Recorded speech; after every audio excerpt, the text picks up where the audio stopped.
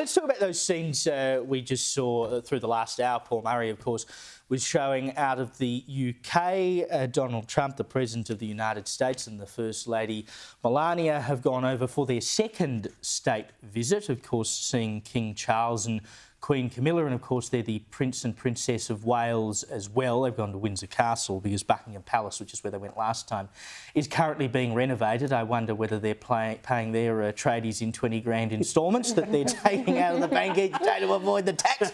But anyway, they're over there having a gay old time, and Trump, as we know, loves the pomp and ceremony and all this stuff. So he would be loving himself sick.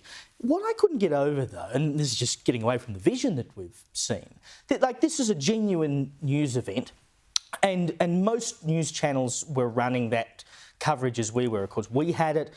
Sky News UK, our sister channel over there, was running it. GB News had it. Fox News in the US had it. But ABC here, they've got a news channel, 24-hour news channel.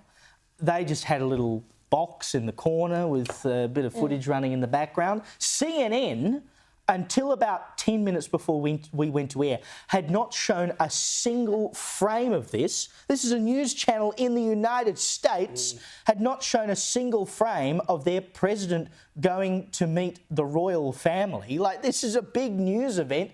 MSNBC just had a little box in the corner. I mean, you couldn't nail your colours to the mast any more clearly, could you? That we're basically just going to ignore the fact that for the first time in history, the American president is getting a second state visit with the royal family. Yeah, it's because the left-wing media in the US cannot give Trump any wins. They will not acknowledge anything impressive that he has achieved. This is a world first for a US president to receive a full second state visit. They are not sparing any expense, pulling out all the bells and whistles. I mean, thousands of people were involved in that military parade. This has been planned for months, and ultimately this is because the UK realises they actually do need to suck up to Trump if they want to get good outcomes on trade, on defence, and strengthening their relationship. It's a lesson I think our government could learn. But yeah, the US media, they don't want to give Trump any wins. This is objectively a win.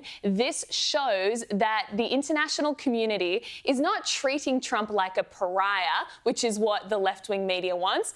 They're sucking up because they have to. Well, and given what we saw from one of the ABC journalists today and his questioning of Donald Trump, and given what you remember when the King's coronation occurred, the coverage and the fact that they were almost apologising for having to show this coverage, and the amount of complaints. I mean, they got hundreds, if not thousands, of complaints for the way they covered this and made it all about First Nations people instead of just being allowed to sort of overwhelmingly celebrate what was going on.